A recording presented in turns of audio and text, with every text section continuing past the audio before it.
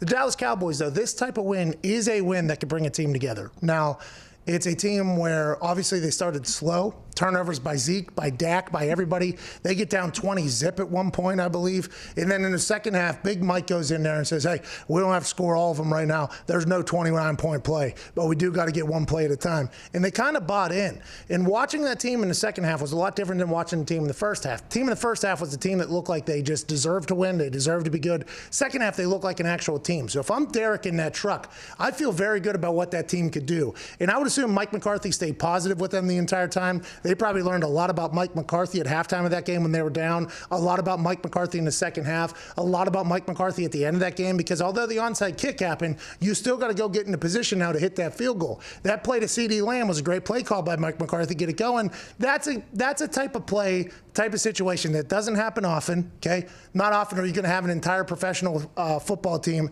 stare at an onside kick like a bunch of stooges and let that thing fly, and then you pick it up, then you get some yards and kick a game winner after being down by so much. That's not something that happens, but boy, you're 100% right with galvanizing. They all learned a lot about each other yesterday, and they got a chance to enjoy it at the end of the day. And Dak Prescott, with that Cowboy hat in that press conference, was unbelievably magical. Good.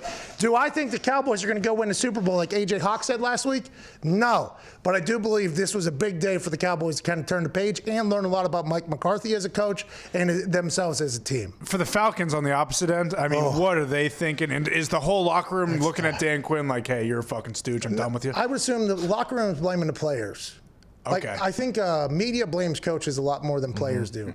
Players tend to blame each other. And by blame, it's like conversation, what happened, how'd this go, you know what I mean? Like, oh, we all make mistakes. But I think it takes a while for the team to turn on the coach because the coach is pitching. Everybody outside of here is going to say blah, blah, blah. Everybody outside is going to say this. And, yeah, that's tough down there. Oh, that's sad. They're 449-0 when a team scores 39 points and has 0 turnovers. Hey, that's a large sample size, my friend. Yeah,